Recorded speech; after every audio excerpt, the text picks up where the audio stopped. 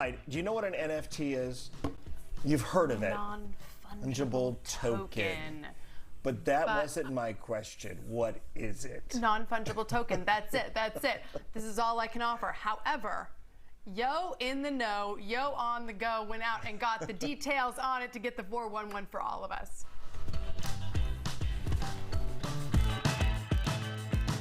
Have you ever heard of an NFT? Kinda. I haven't got the answer of that. I don't know. I want to say something about NAFTA, but I don't. No. Some type of a security software? It's hard to explain. I know it's some kind of a picture that you can buy, and it's kind of like cryptocurrency, but not. That's all I understand. Essentially, it stands for non-fungible token. It is a digital asset built on the blockchain, and it is unique to each token. If you could imagine a row of lockers, every locker looks the same on the outside, but it does not contain the same thing.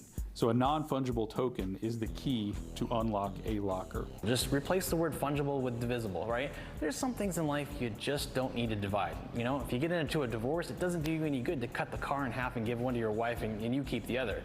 It really should stay one particular unit. I've been a CPA longer than I've been an attorney. When I started my practice, I went out on my own very early in my career, and I identified the cryptocurrency space as one where I could add value.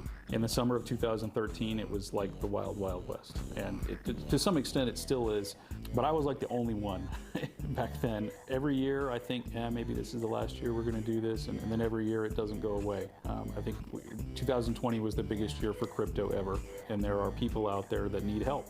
The same way that a person with regular investments or with regular legal questions would need help.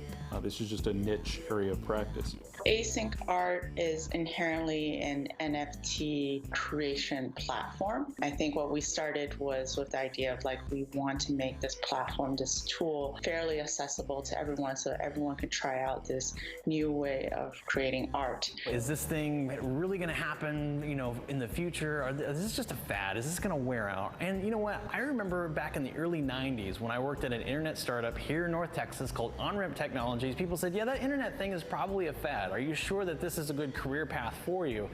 Guess what? Everyone happens to still use the internet. I think that blockchain technology is a lot like those early days in the 90s when we were all kind of trying to figure out the best way to make things happen. For people who have been in the space for a while, they will probably tell you that there is a cyclical nature to this. But what I would like to also point out that's different about this time around is that there are many projects that are built on these blockchain that kind of has a little bit more sustainability. This is a relatively new thing. It's not really clear how this is going to shake out. The non-fungible token is a digital device that confirms authenticity but also proves ownership. So it conveys title in a cryptographically guaranteed way. And in that chain of title, you can track it back to its source. Non-fungible tokens are things that people can buy online. Fungible means that it can be duplicated, so it's like a dollar bill, right? Non-fungible is there's only one of them. It's one of a kind. Okay, good. We can go home now. I was going to say his explanation was the best. His explanation was the best. I mean, yeah. I was like, I had been talking to people out there and it was hot and I was ready to go. I was waiting for my ice cream. You know what I mean? Yeah. And this dude here just explained it. Just yeah, like it's that. taken us 6 months to figure out what it is to air that story because the leaves were on the trees and there was green grass. And Yo had a different hairdo. Sure did. Black Girl Magic, hey. They both look great. They both look great. That was a fun story. Like Jack Dorsey's very first tweet is a non-fun. I don't want to say the screen capture of it, but the actual digital imprint of it is an NFT that has been sold for a lot of money. It just feels like, why does somebody want that? Just because somebody else will want it for more money? Like a piece of artwork, like an original Yes. Picasso. It's an original digital creation that's. Could you screenshot it? You could, but then that would be like the equivalent of taking a poster of a Picasso, right?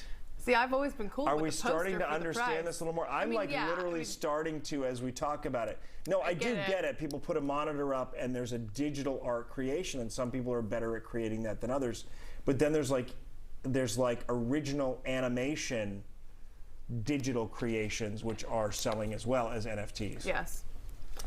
I don't have any of those. I'm still trying to figure out cryptocurrency.